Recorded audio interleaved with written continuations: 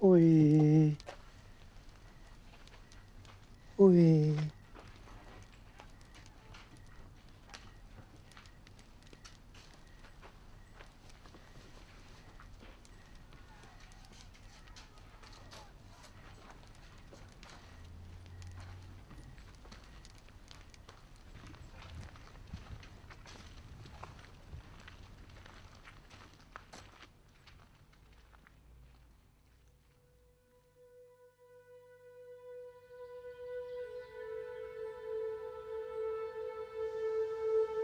Grabando.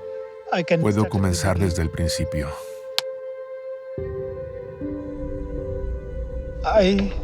Recuerdo muy bien esa época. Vivía en una cabaña pequeña con mis hermanos menores, con mi madre y mi padre.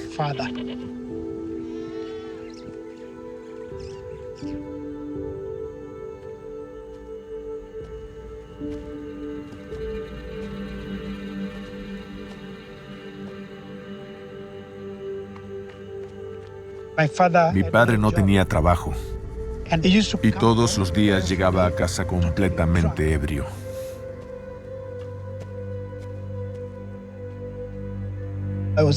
Yo era solo un niño y no entendía lo que pasaba, ni lo que iba a pasar.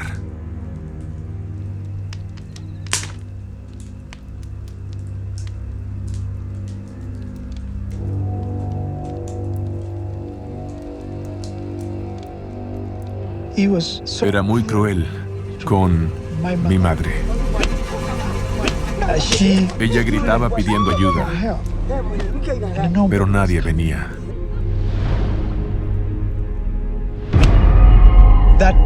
Esa era mi vida cuando era un niño.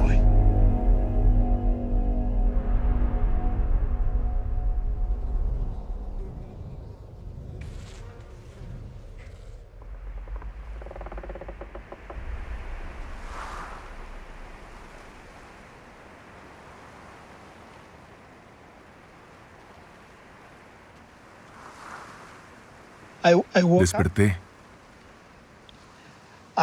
y no había nadie. Todos se habían ido.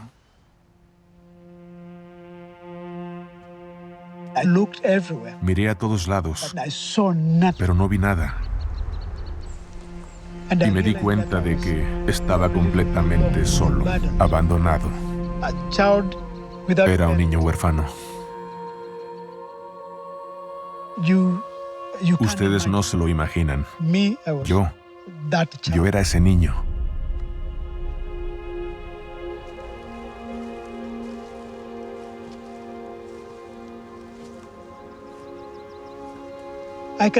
Recuerdo que busqué a mi tío, que era alcohólico. Yo tenía mucha hambre. Y mi tío me dijo, no. Y me dijo, vete, vete.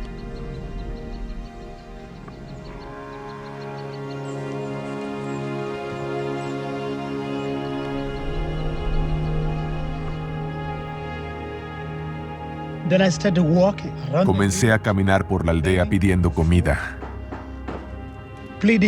rogándole a la gente que me ayudara.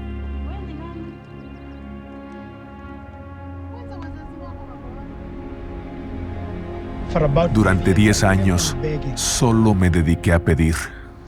Me convertí en un mendigo. Incluso a veces tomé cosas que no eran mías para poder sobrevivir. Me volví una persona fría. El odio me invadió. Me convertí en un chico de la calle. Y comencé a preguntarme por qué había nacido, por qué estaba vivo. Odiaba mi vida.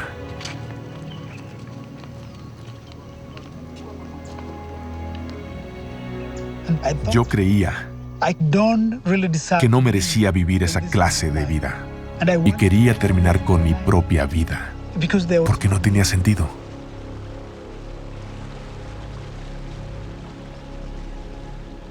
Pero un hombre apareció. Me vio en una situación desesperada.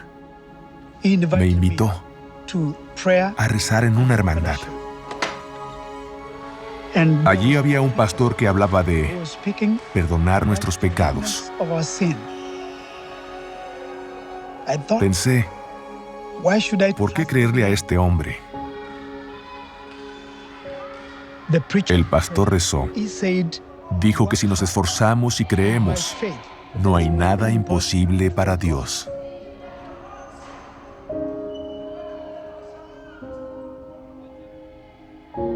Eso removió mi mente y una nueva esperanza apareció en mi corazón.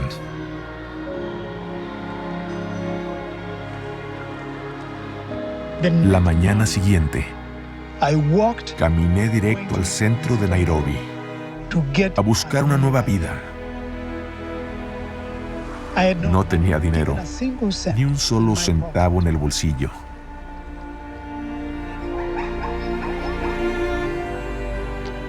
Me tomó casi 3 días y medio. Nunca terminé la escuela, así que no sabía qué clase de trabajo podría realizar.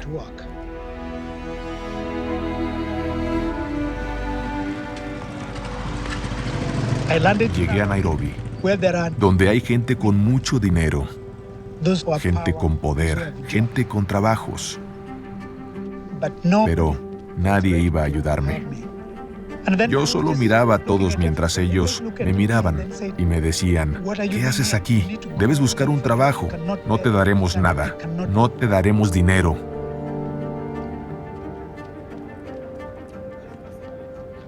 Llegué a una zona donde vivía gente muy rica, con casas muy grandes, y toqué la puerta en cada una de ellas. Finalmente toqué la puerta en una de esas casas en Nairobi.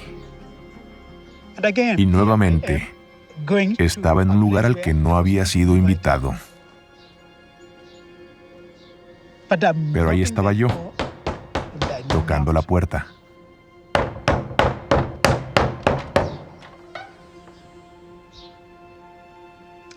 Una mujer me preguntó, ¿por qué estás molestando?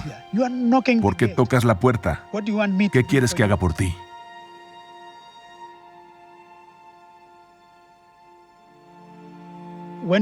Cuando ella dijo, pasa, me sentí muy feliz. Era mi día de suerte. La mujer me dio trabajo todos los días.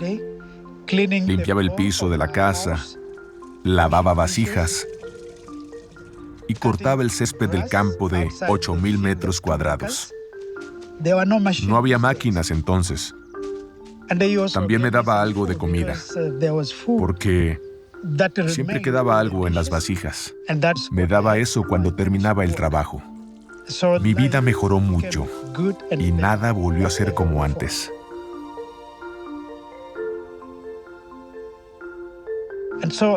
Luego de 6 meses, la mujer india habló con su esposo, que dirigía una gran empresa de agricultura. Me ascendieron a gerente. Me delegaron a más de 800 empleados. Y me obsequiaron una camisa muy bonita. Entonces pude ahorrar algo de dinero.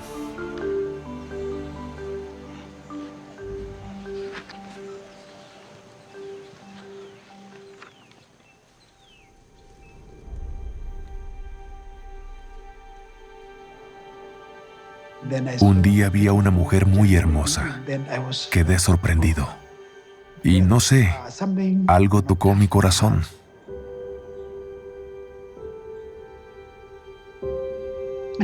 Jamás había hablado de esto. Me asustaban las mujeres. No tenía confianza en mí mismo. Pensé que nadie me amaría. Y ahora me alegro. Tuve el valor de hacerlo. De hablarle a esta mujer. Y todo salió muy bien.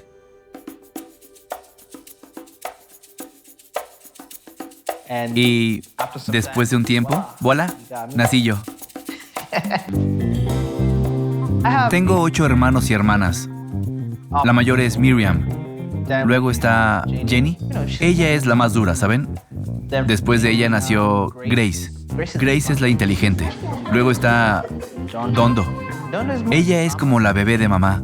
Luego nació Kaleli. Kaleli es el hermano mayor. Luego sigue Mueni. Ella es la que escucha a todos. Luego está mi hermano menor, Dixon. Yo diría que es como un político. Y luego estoy yo, el geek. Creo que somos como un equipo entero de fútbol.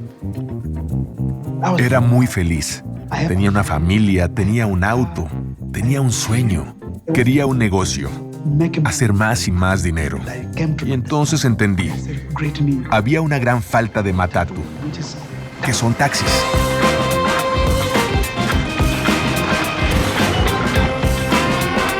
Solía conducir desde el Doret hasta unos 40 kilómetros. Era el primer vehículo en esa ruta. Y solo cobraba 2.40 o 2.50, lo que ahora serían unos 300 chelines. Era muy popular, las personas solían esperar a su matatu. Era una camioneta Peugeot 404. A muchas personas les gustaba la camioneta, siempre ponía música. Tenía varios cassettes, CDs, tocaba música para mí, incluso cantaba para mí. Él cantaba canciones de Jim Reeves, Jim Reeves, Skeeter Davis. Dolly Parton, Kenny Rogers, Don Williams. Ponía demasiado rock and roll. Me encantaba la buena música. Por eso a muchos les gustaba ir en mi auto.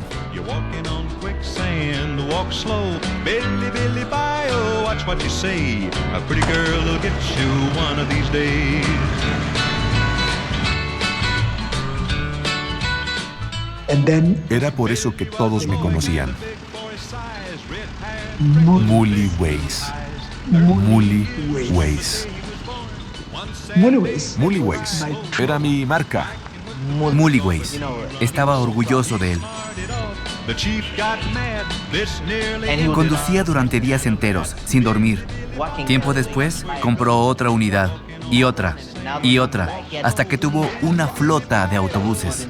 Él estaba a cargo, así que ya no tenía que conducir. La gente conducía por él, ganaba dinero por él. En 1987, fundó la compañía Mully Ways Agencies Limited. Después pasó al siguiente nivel de negocios con una empresa de neumáticos. Luego una de soldadores, otra de autos y de ahí fundó una compañía de seguros. Luego de esa empresa hizo una inmobiliaria. Inmobiliaria Mully Ways. De este negocio de inmobiliarias obtenía cerca del 20% o 30% de lo que ya había invertido. Me sentía muy bien.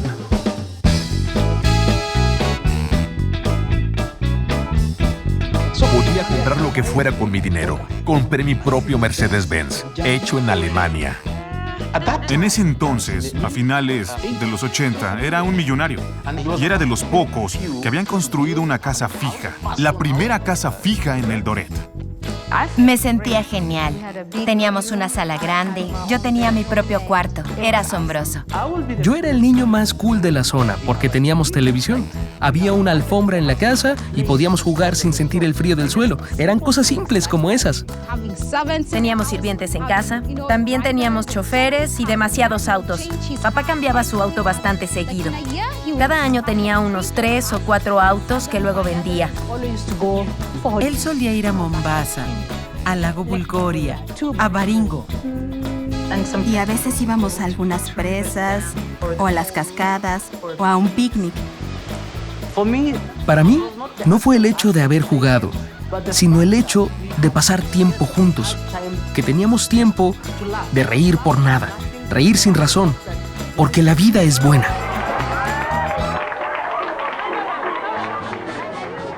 Pero se estaba volviendo más y más. Y mientras más hacía, mejor era el beneficio. Y no se acaba. Mientras más obtienes, más deseas tener. Esa es la naturaleza de las personas. Vivíamos una vida de riquezas porque estábamos en lo alto.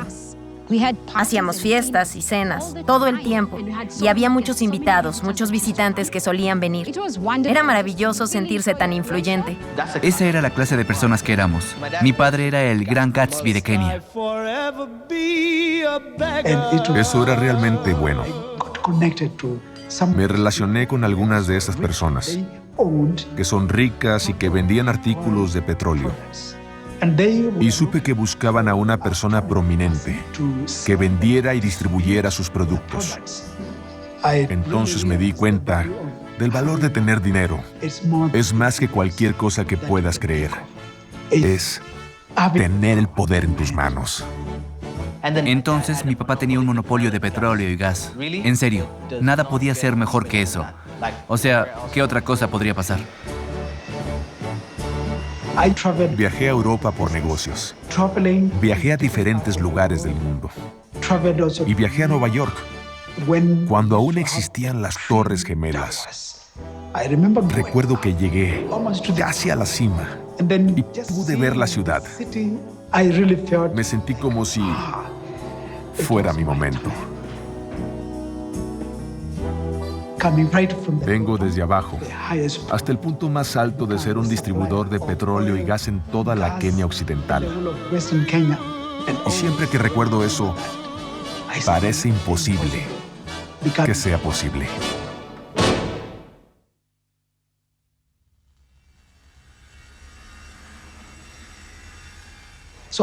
Las cosas estaban saliendo muy bien.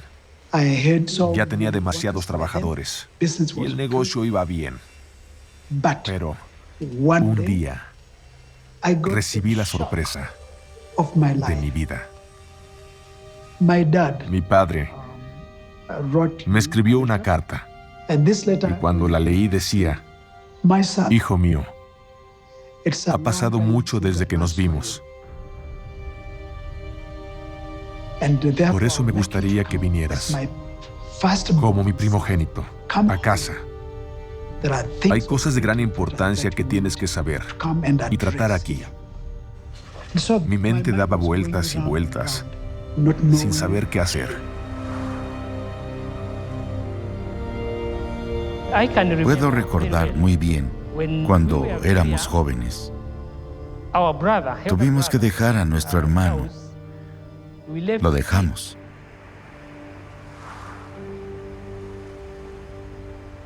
Tuvimos que ir a buscar un mejor lugar donde vivir. Lo dejamos atrás. Salimos a buscar un mejor lugar donde vivir. Jamás regresamos.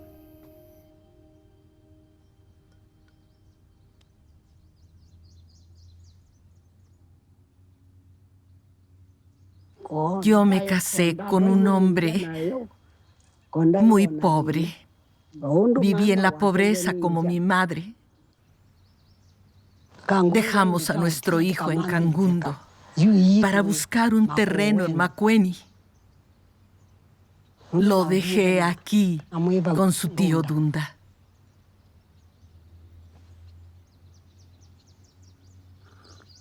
Eso fue muy difícil para mí. La carta que recibí me decía que fuera e interviniera. Pensé en eso y se lo dije a mi esposa. Entonces decidí ir ahí. Y descubrí que mi padre estaba en muchos problemas.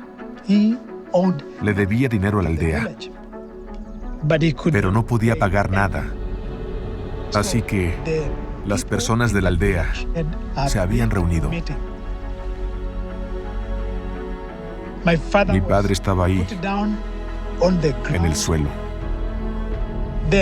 Entonces el líder me preguntó que qué quería que hicieran. Y yo le contesté: hagan lo que quieran hacer. Durante ese tiempo la gente estaba furiosa. Decían que lo golpeen, que lo castiguen.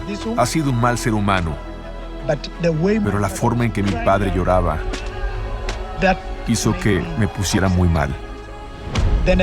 Miré al líder y le dije: por favor, pare. Dije que estaba listo. Estaba listo para pagar lo que necesitaran para que mi padre se salvara.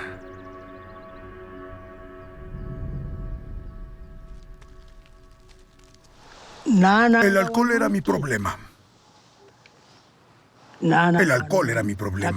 Y si yo no hubiera bebido tanto, ahora sería una persona importante. Como Charles. Yo debería estar haciendo lo que Charles está haciendo.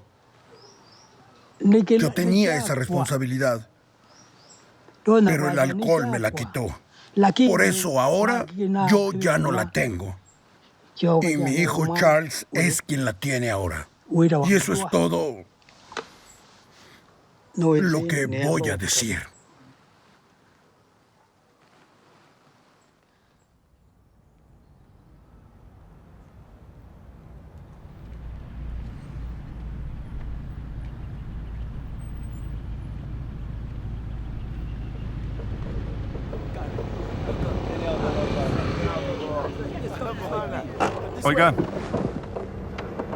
Oiga, señor. Dame algo de dinero. Deme algo de dinero, por favor. ¿Por qué? Deme dinero. ¿Qué hiciste? Yo voy a estar aquí. Cuidaré su auto. Voy a cuidar su auto. Así es como sobrevivíamos en la calle algunas ocasiones. Solíamos ayudar a la gente a estacionar su auto. Los ayudábamos a estacionarse a cambio de lo que quisieran darnos. Denos dinero, señor. Cuidaremos su auto. ¿Qué no entiendes? Solo denos un poco. No tengo dinero. Por favor. No tengo nada de dinero. Deja de molestar. No puedo contar el número de veces que apuñalé a otros chicos y mujeres cuando queríamos robarles y se estaban resistiendo. Él era un hombre rico y podía asegurar que era millonario.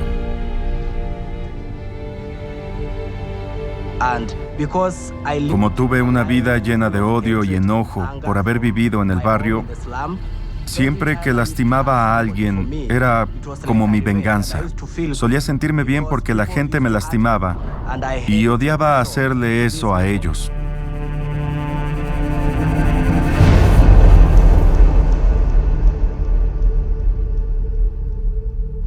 Cuando regresó, su auto ya no estaba. ¿Qué podía hacer? Fue y lo reportó a la comisaría. Dijo que le habían robado el auto y esa tarde tuvo que volver en transporte público, probablemente en alguno de sus autobuses.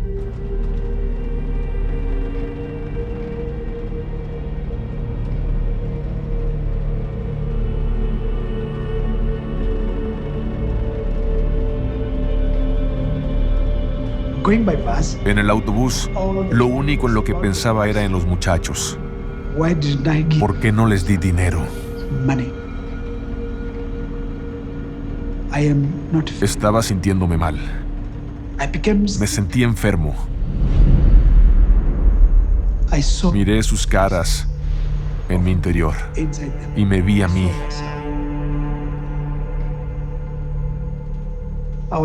Estaba muy molesto.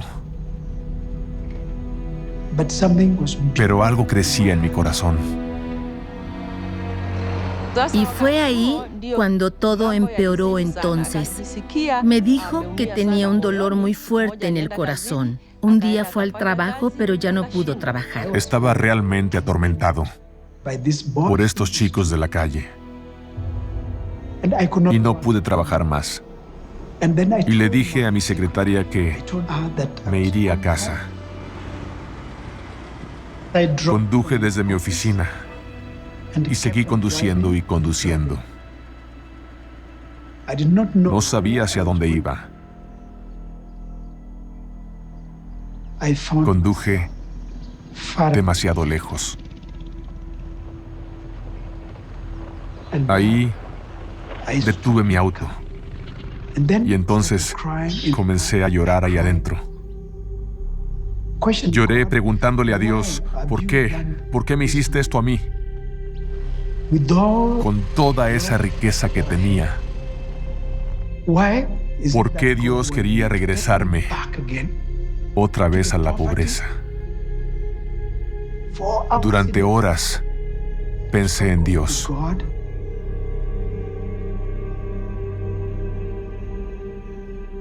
Y después de eso, Él me iluminó. Dije, sí, Dios, úsame. Y en el momento en que le dije sí a Dios, sentí una gran alegría en mi corazón.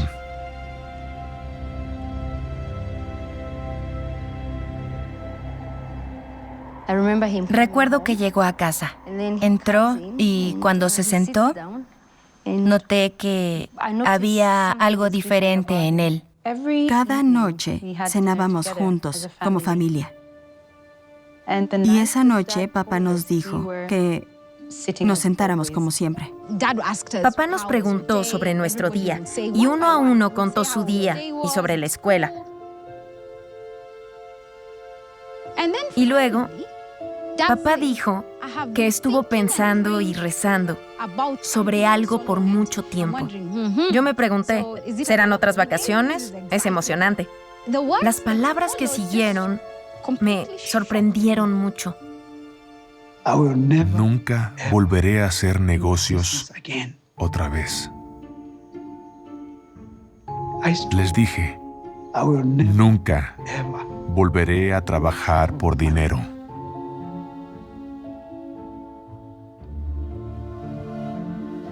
Volteé a ver a mi mamá y ella lucía perpleja. Parecía que habían hablado sobre eso, pero en realidad no lo habían hecho.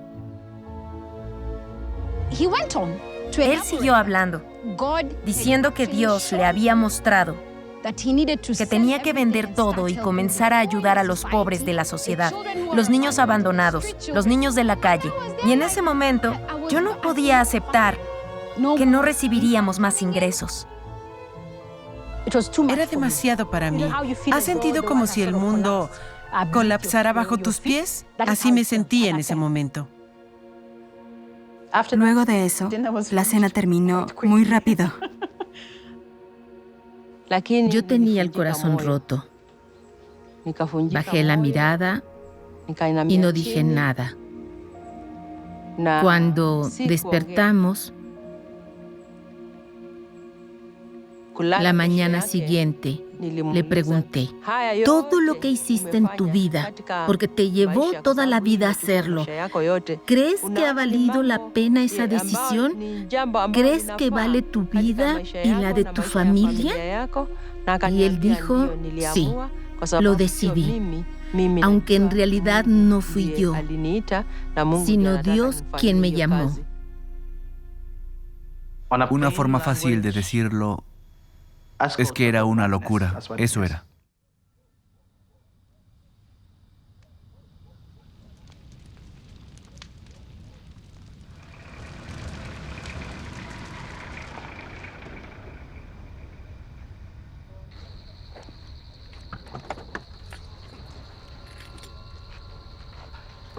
En la calle, nunca sabes si vas a despertar en la mañana.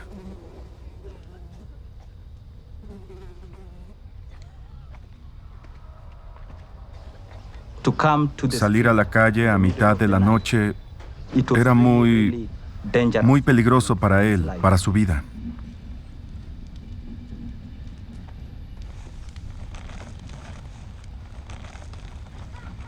Para entonces ya habíamos fumado marihuana, consumido heroína y estábamos haciendo cuchillos mientras inhalábamos gasolina. Así que cualquier error podría haber sido el final de su vida.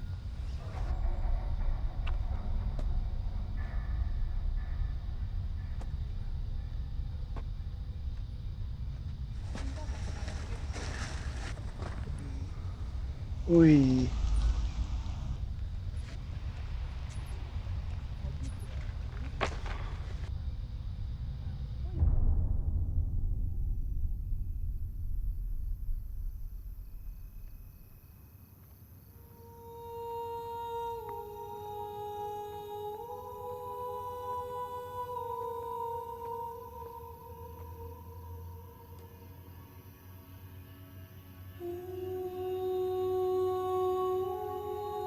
No creo que ninguna madre deba pasar por lo que la mía tuvo que pasar.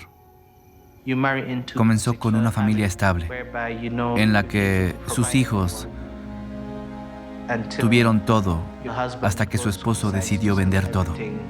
Y bueno, ¿cómo puedes alejarte de lo que más quieres? ¿Y cómo es que decides cuándo compartir tu amor.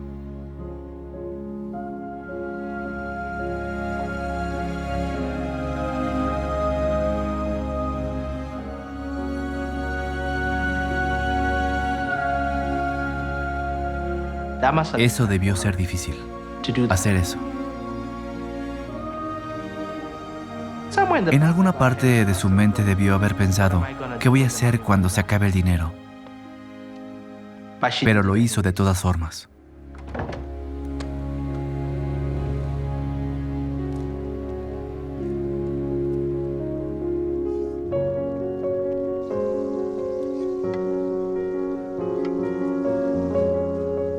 Mamá tenía que cocinar para los niños. Era la enfermera y quien se encargaba de todo lo que pudieras pensar. De todo.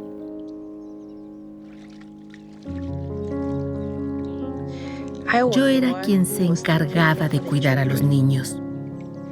Yo lavaba su ropa y les cocinaba. Les daba su medicina cuando se enfermaban.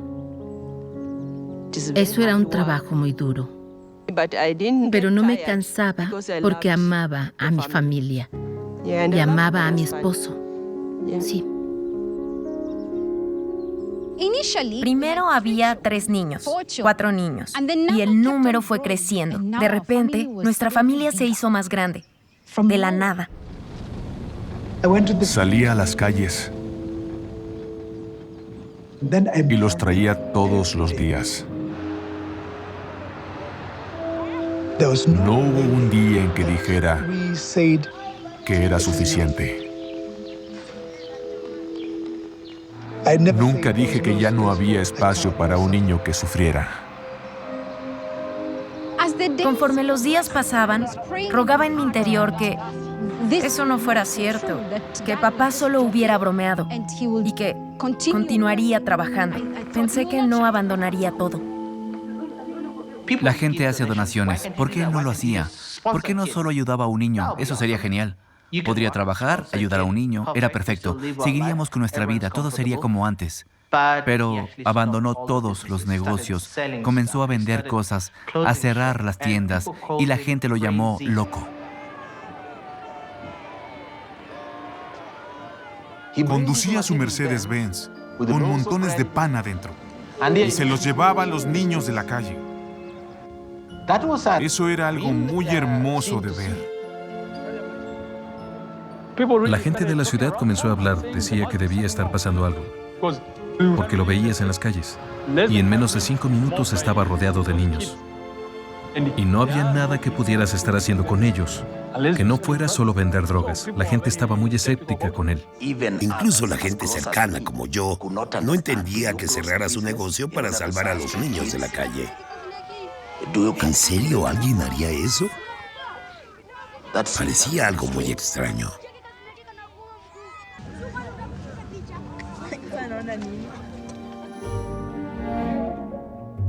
No nos dijo que llevaría a los niños a nuestra casa a vivir con nosotros. Creo que eso fue realmente grosero. Olían muy mal. Tenían moscas, la ropa rota y no tenían zapatos. Rompieron el baño, no sé cómo lo hicieron. Creo que se paraban en el baño y lo rompieron. Los despreciaba. Porque mamá comenzó a dedicarles tiempo para bañarlos. Les dieron uno de los cuartos de nuestra casa.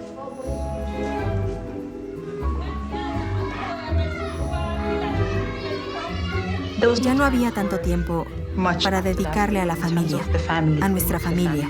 Ya no había nada de privacidad. Yo no entendía por qué, y siempre culpé a esos niños de todo. Ahora solo debíamos amarlos y divertirnos con ellos en la casa.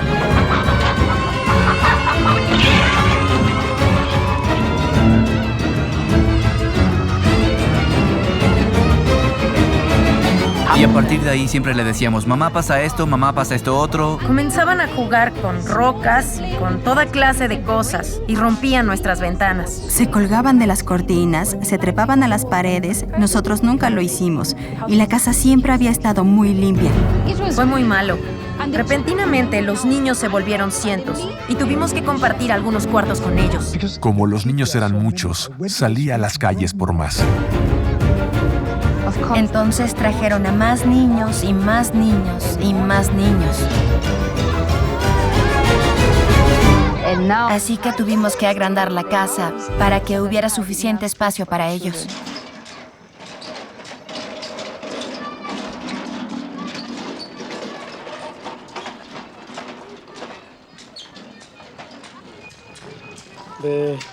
En las tardes después de clases, los niños tenían que hacer concreto con las rocas. Teníamos que enseñarles a hacer trabajos manuales para que entendieran la gran importancia del trabajo. El lugar era pequeño. Tuvimos que quitar el jardín y nuestro espacio de juegos también. Quitamos los columpios, tuvimos que quitar el césped y papá puso unas estructuras de madera que me parecieron muy feas.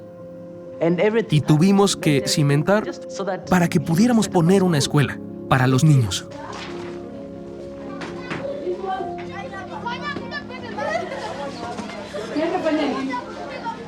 Recuerdo que mi vestido favorito era color amarillo.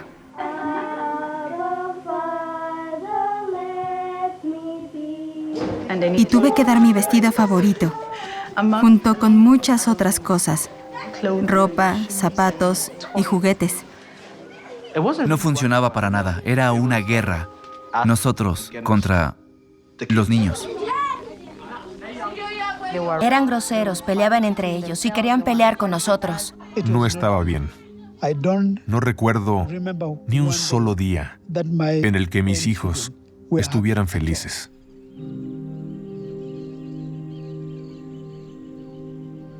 Llegó un punto en el que ya no podíamos convivir con los niños y tuvimos que irnos a un internado.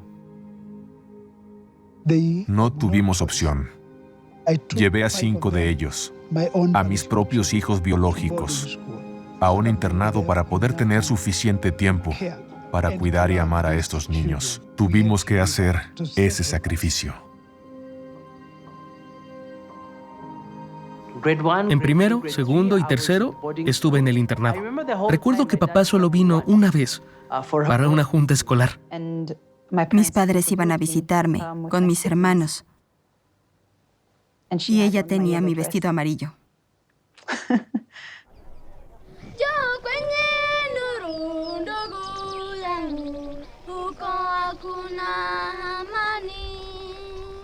Sentí que nos había echado, que nos había abandonado, para poder pasar tiempo con los otros niños que ni siquiera eran suyos.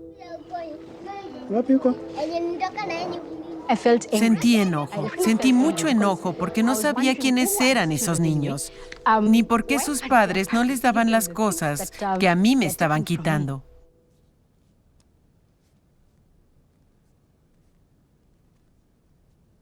Mi madre era una prostituta y en ese entonces yo tenía 7 años.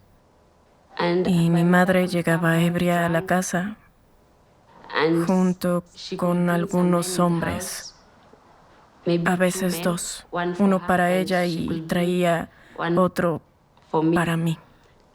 Y cuando me negaba, ella comenzaba a golpearme. Mi padre me violó cuando era pequeña. Mamá llegó a casa y encontró sangre en todas partes. Tomó un pedazo de madera y me golpeó preguntándome que quién me había hecho eso. Le dije que había sido mi tío porque mi padre me amenazó para que no dijera que había sido él. Me dijeron que mi madre era una prostituta y que había muerto de SIDA. Y me dijeron que por eso pensaban que yo tenía la misma enfermedad.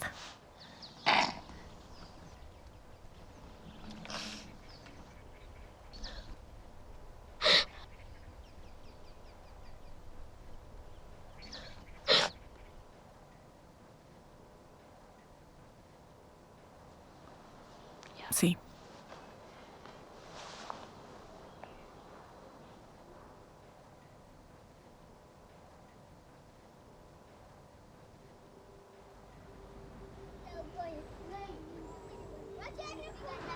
Me llevaron a Eldoret, donde estaban los otros niños. Ellos se me acercaron sin importarles si yo me prostituía y decidieron recibirme.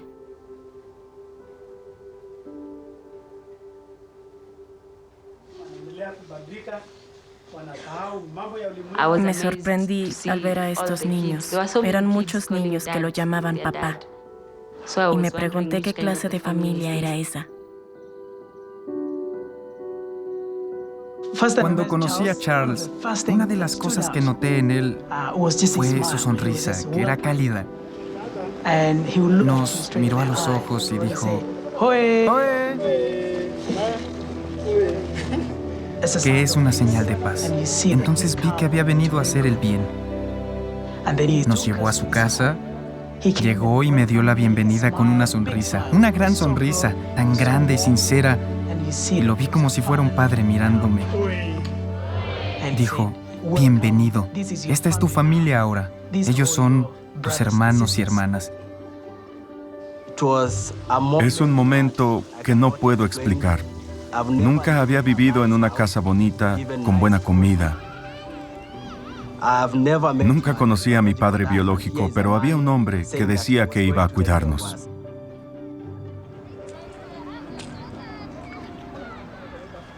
Durante ese tiempo, Charles llevó a los niños de la calle y a las prostitutas a la iglesia, y a los mayores no les gustaba. Los niños de la calle eran considerados malas personas y no podían entrar a lugares sagrados. Cuando yo era niño en la escuela dominical, recuerdo un día que pasó algo muy triste.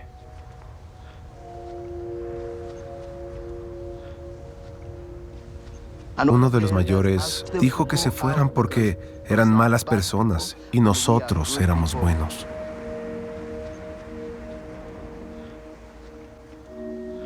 Una noche, los mayores tuvieron una reunión larga y llegaron a un acuerdo. Decidieron expulsarlo. Me llamaron de muchas formas, pero acepté el trato sabiendo a quién estaba salvando. Dije, prefiero morir a parar. Ellos literalmente lo echaron. No tuvo otra opción. Era increíble que le hicieron elegir entre los niños o estar en la iglesia. Los amigos de mamá se preguntaban por qué aceptaba vivir eso, por qué no se divorciaba. No sabían cómo era posible. Le dijeron que papá estaba loco, que lo llevara al hospital a revisarlo. Perdí mucho peso en ese entonces y me preguntaba por qué aquellos que creíamos nuestros amigos ya no nos querían. Le preguntaron cómo lo soportaba, por qué no dejaba a ese hombre loco. Y estoy segura de que mamá, como mujer, probablemente pensó en eso.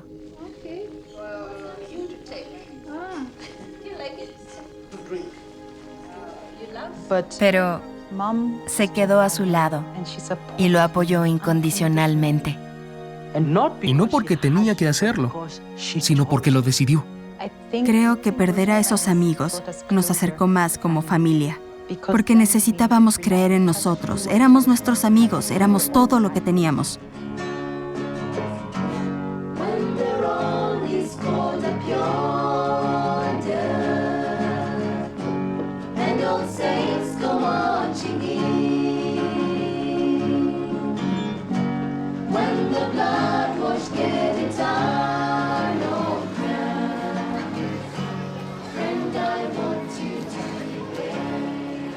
Y la vida siguió. Y los niños aumentaron y las finanzas empezaron a bajar. El dinero disminuyó en el banco, más y más, año tras año. Mi hermano menor y yo tuvimos que volver y estudiar junto al resto de los niños, y eso no nos gustó nada. Mi esposa llegó una noche y dijo, querido, nos estamos quedando sin comida. Y le dije, ¿por qué estás preguntándome de dónde vamos a sacar la comida? ¿No recuerdas que te dije que hablaras con Dios. Reza. Comencé a llorar. Me pregunté qué les daría a los niños. Había demasiados. ¿Qué iba a hacer ahora? No había forma de regresar. Y me pregunté, ¿qué íbamos a hacer entonces?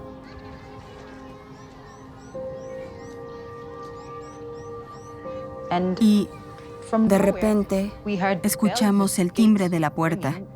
Alguien fue a revisar y vio a una mujer que no conocíamos, que traía un camión lleno de comida.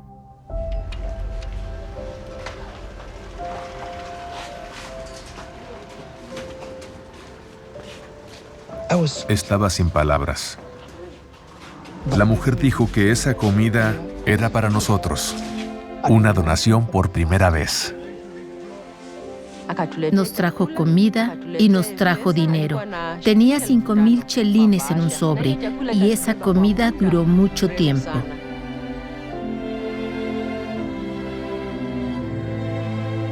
Incluso para nosotros que lo estábamos viendo y lo escuchábamos, fue una gran sorpresa. Pero vimos, y con el paso de los días, que estos niños se volvían más y más respetuosos, más y más obedientes, más como familia. Ellos lo respetaban. Todos le decían papá o señora mamá Molly. Y vimos un cambio muy significativo en su vida cuando él comenzó a enseñarles a ser responsables. Por ejemplo, les enseñó carpintería, herrería, sastrería de ropa de niños y adultos, incluso jardinería, para cultivar vegetales ahí en el complejo. Por eso creo que ahora puedo decir que los niños de Molly no es solo un hogar, sino una familia, y a la familia le enseñas todo. Llegó un punto en el que ya no había espacio para todos los niños del complejo. Todos se rozaban el hombro con los demás. Comenzamos a pensar a dónde podríamos llevar a esos niños o a dónde podríamos construir un hogar para ellos. Pensamos en nuestra tierra de Dalani, a donde habíamos planeado irnos de viejos, nuestra futura casa de reposo. Así que los niños subieron al autobús y ¡boom! La mudanza comenzó. Molly Children's Family. Comenzamos nuestro viaje. Condujimos hasta llegar a Nairobi y luego a Dalani. Nos mudamos de una gran casa en Eldoret a un lugar que estaba hecho de tierra, barro y tejados de metal y que no tenía nada. No había agua, no había electricidad. Usábamos lámparas de queroseno. Pero entonces hicieron las construcciones temporales. Los niños llegaron y empezamos a vivir ahí.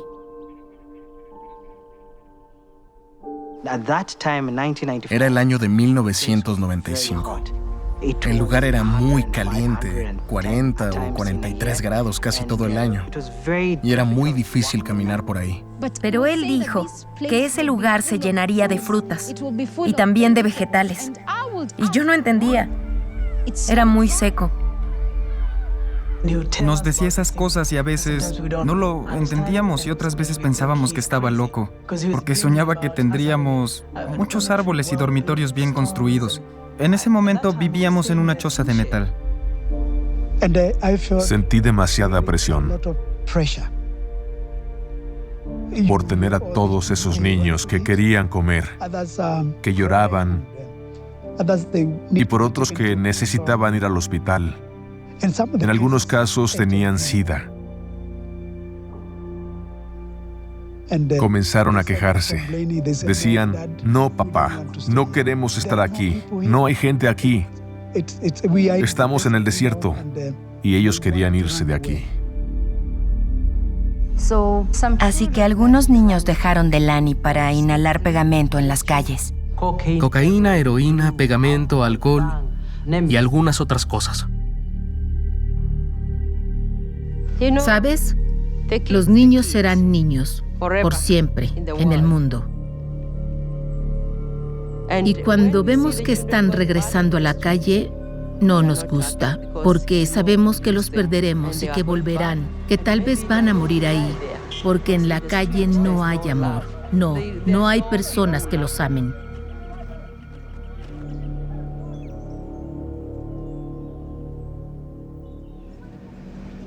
Siempre hago recorridos por las calles de los barrios, buscándolos. Y cuando los encuentro, siempre dicen que no pueden creerlo, que debe ser un sueño. Les digo, por favor, este es tu hogar.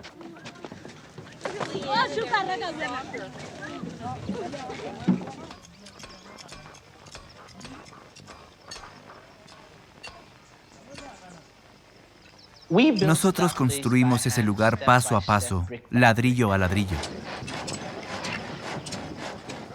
Construimos cada edificio y cada cimiento de ese lugar. Aprendí sobre construcción con el resto de los niños.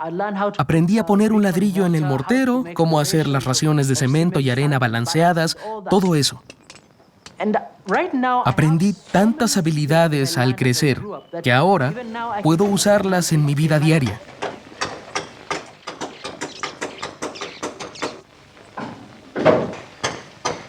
Y seguimos haciéndolo, enseñando a los niños a construir, no solo a hacer casas, sino un puente. Comenzamos a hacer este puente desde hace unas 2 semanas, para pasar el tiempo. No sabemos exactamente cuándo vendrá la lluvia. No lo sabemos. Pero aunque desafortunadamente toda esta área está afectada por la sequía, tomamos esta ventaja de construir este puente para cuando llueva. Es como el arca de Noé, porque la gente te pregunta, ¿por qué lo estás construyendo? Pero la verdad es que algún día vendrá la lluvia.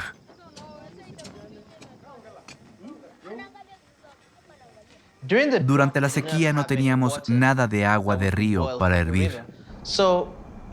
Así que tuvimos que conducir por 4 horas a diario hacia Nairobi para obtener agua para que los niños pudieran tener algo para beber. Realmente fue una época difícil para todo el país.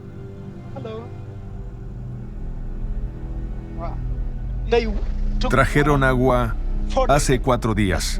Esa fue la última vez que bebieron agua.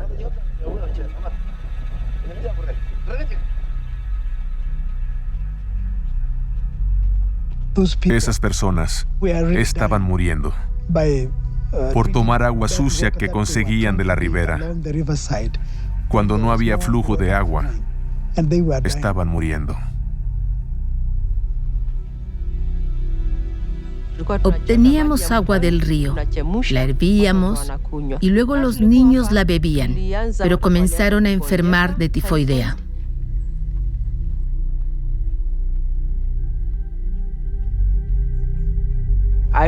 Recuerdo que un chico se llamaba Oscar Kipurange. Se enfermó y fue por culpa del agua. Fuimos a visitar a un niño, pero cuando llegamos dijo, "Papi, papi", y comenzamos a rogarle a Dios que le salvara la vida.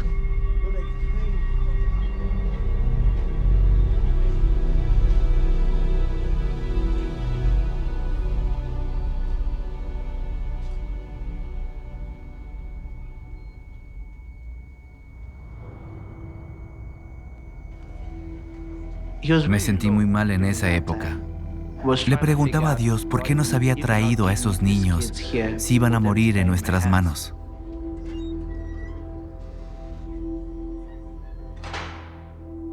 Recuerdo que mamá y papá rezaban por eso, y papá lloraba, rezando, diciendo que oraba por agua. Y luego, una noche, despertó a mamá y fueron afuera.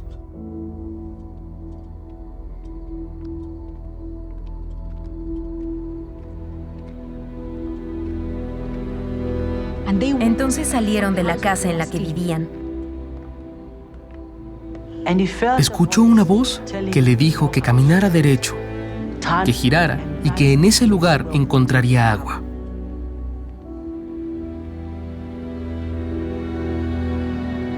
Rezaron y sintieron que ese era el lugar en el que tenían que cavar. Él creía que ahí había agua. Así que rezaron y el trabajo comenzó al día siguiente.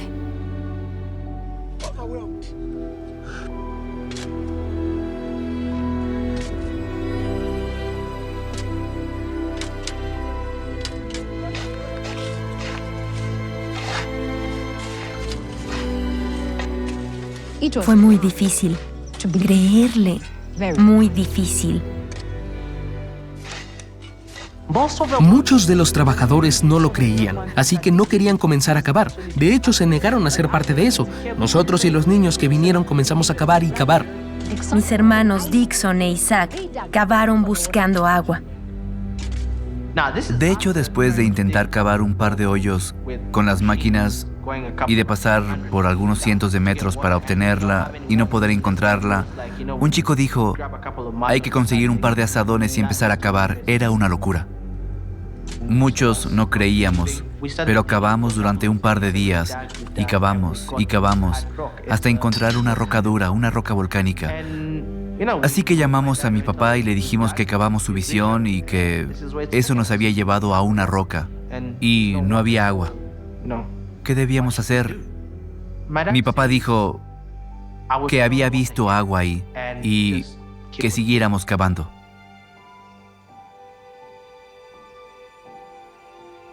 Así que entonces fue el turno de mis hermanos menores de ir a cavar. Mi papá se metió y se puso a cavar. Usó un azadón, pero solo golpeaba a roca.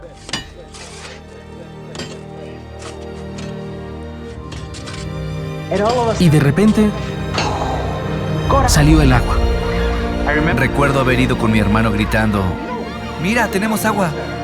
Y mi padre dijo, ¿qué? El agua salió de la tierra. Hubo mucha conmoción y mucho movimiento, porque nadie lo esperaba.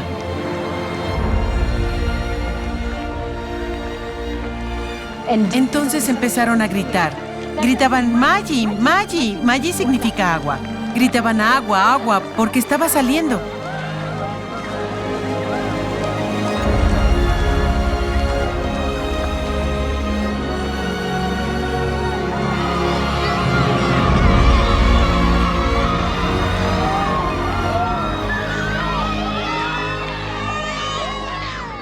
Cuando por fin logré entender por qué lo estaba haciendo, recuperé la confianza en mi padre y desde entonces comencé a apoyarlo.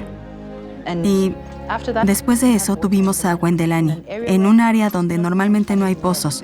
Ningún pozo en esta zona. No hay ninguno. Pero tenemos agua. Y los niños dejaron de enfermarse como lo hacían antes y eso es un milagro.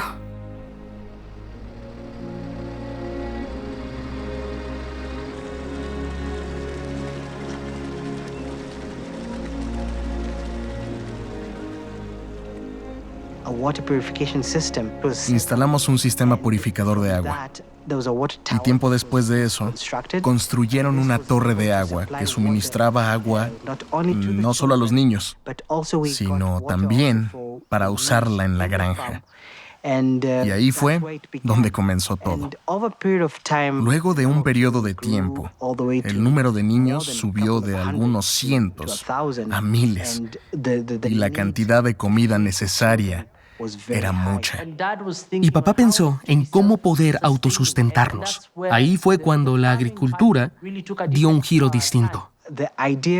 La idea de que pudiéramos ser autosustentables era un enorme aspecto de cómo mi padre veía todo el proyecto. Las personas de África y Kenia, todas, hasta el gobierno, dependen de donaciones del mundo occidental. Yo siempre he creído que podemos hacer algo como africanos para cambiar esa actitud.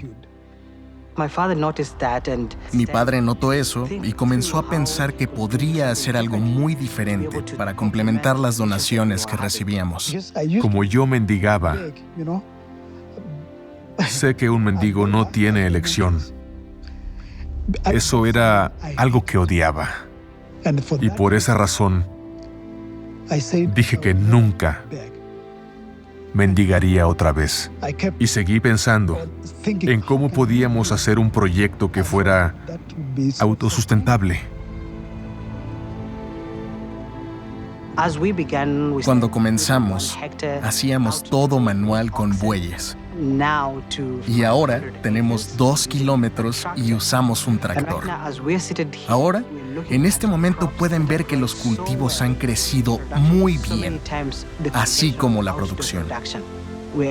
Esta producción adicional se vende en el mercado europeo para tener algunos ingresos y así poder mantener a todos los niños de Muni. En el 2003, diseñamos un sistema hidropónico en el que unos invernaderos abarcan más de 55,000 metros cuadrados. Así que el agua se recolectará como lluvia sobre los invernaderos y se transportará en un sistema de tuberías a unos depósitos. Esa agua se usará para una granja de peces. Esta es una nueva aventura. Estamos tratando de tener algunos peces. Aquí a mi derecha hay 2,000 peces. Este lago es para algo que queremos hacer. Enseñar a la gente a pescar. Enseñarles a comer, luego de pescarlos. Es lo que queremos. Sí. Mira, esos peces han crecido mucho, como estos. Sí. Después de recolectar agua de la parte de arriba de nuestros invernaderos, unos 1,000 millones de litros, usamos esa agua para regar los árboles. Estamos aquí con el propósito de plantar árboles para cambiar nuestro clima. Podemos hacer algo por nuestra cuenta. No tenemos que esperar a que el gobierno nos diga qué hacer. Esta es nuestra Kenia, es nuestro futuro.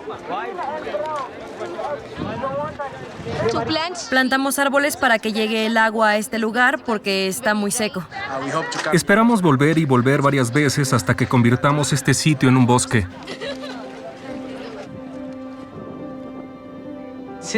Desde el 2004, hemos plantado más de 1,5 millones de árboles en esta propiedad.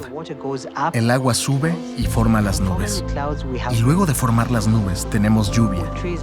Con los árboles que plantamos cada año, hemos podido formar un microclima y así tenemos lluvia más seguido.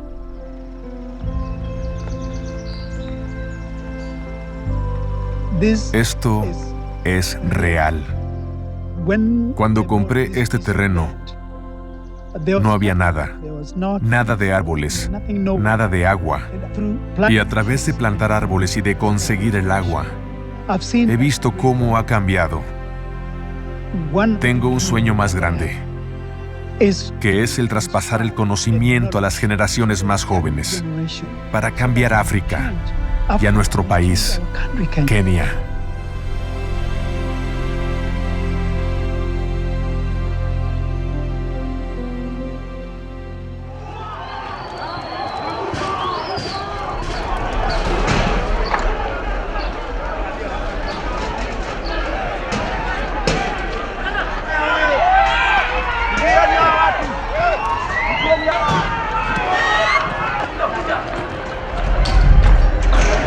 Esto es lo que sucede en Kenia.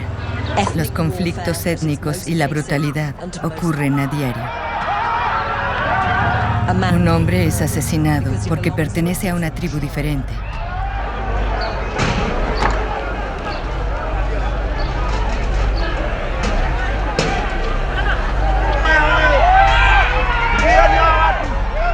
Recuerdo que estaba sentado viendo televisión cuando Kenia ardía.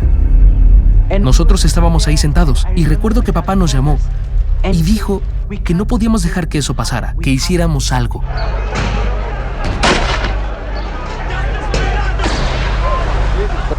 El gobierno estaba desesperado, por completo, y los niños no tenían comida. Papá dijo que si no interveníamos, esos niños morirían. Para entonces, había asentamientos temporales colocados por el gobierno. El más grande estaba en el Doret. Y papá dijo que sería traumático para nosotros, pero estaba bien. Lo aceptamos. Fuimos a ayudar.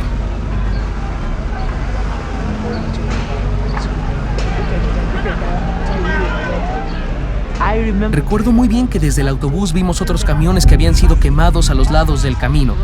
Había cadáveres por todas partes, estábamos muy asustados. ¿Y si nos mataban a nosotros? Las autoridades no querían que papá interviniera porque creían que tenían el control. Pero papá dijo que aunque se negaran a que él llevara comida, lo haría de todas formas. Así fue como empezó.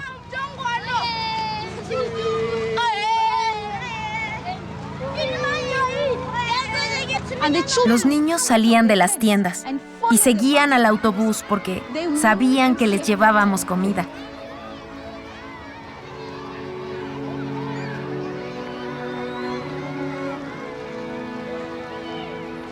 Durante todo el 2008, les llevamos comida a esos niños. Ayudamos a más de 2,400 niños todos los días.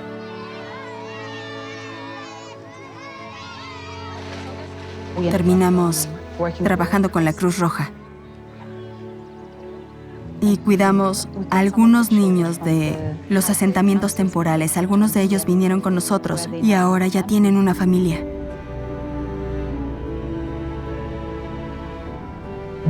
Somos una familia.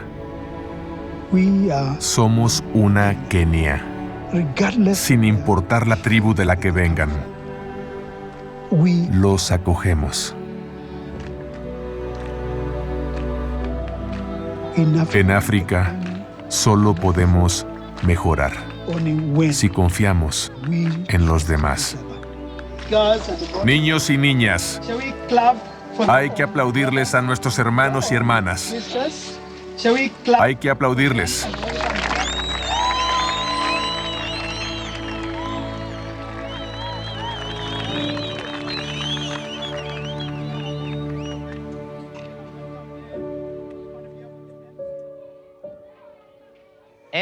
Nosotros nunca dejamos de crecer.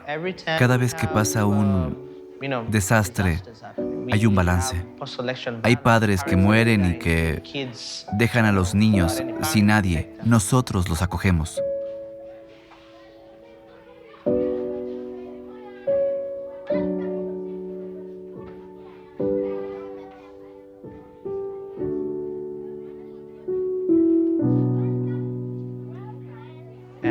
Creo que eso es parte de lo que el mundo es hoy. Y no creo que haya un día en el que digamos que ya es suficiente. No es una actividad que queramos hacer por un año y acabar. Esto es de por vida.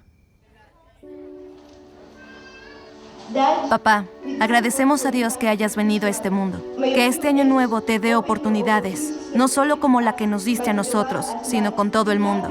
Te amamos, papá, y siempre agradeceremos lo que has hecho por nosotros. Somos quienes somos ahora, gracias a ti.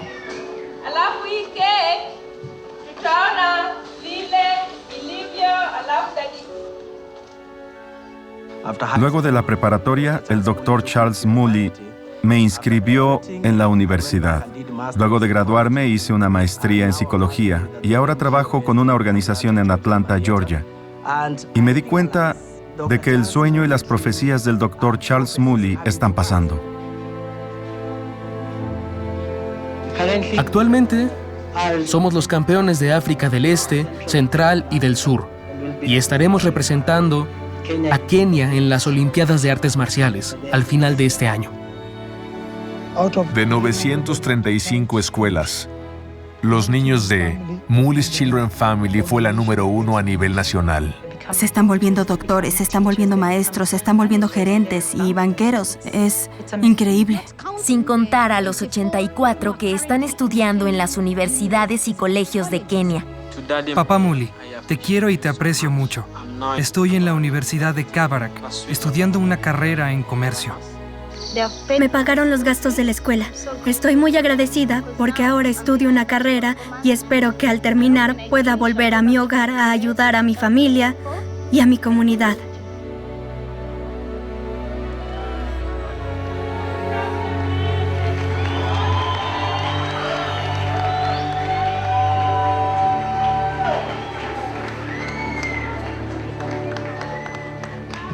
Un día, El Señor me llevará con Él al paraíso y ellos podrán encargarse de este lugar.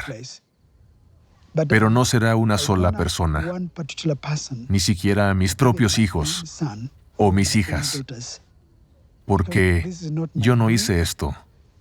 No es mi propiedad. No es mi trabajo. Él me eligió, como hizo con Moisés, para poder hacer su trabajo fielmente. Por eso, con el paso de los años no me he preocupado. No puedo decirle al mundo quién será la gente que continuará el trabajo cuando yo muera.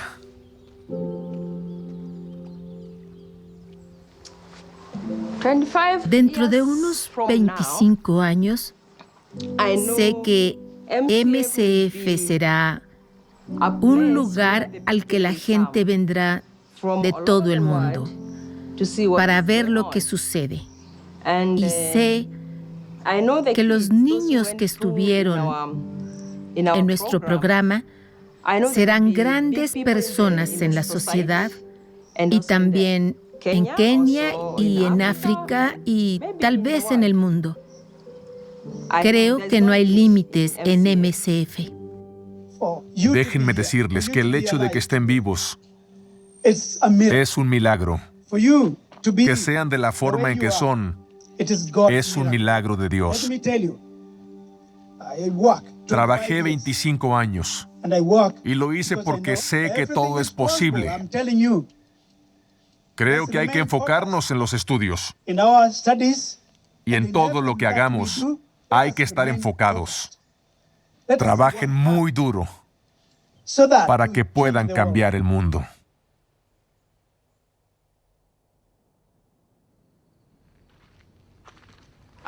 En la noche, papá se pone los zapatos, toma un abrigo y se sube al auto. Conduce sin un rumbo en específico, buscando hasta que vea a un huérfano durmiendo solo en la calle. Y lo primero que dice es: Uy. Uy. Uy.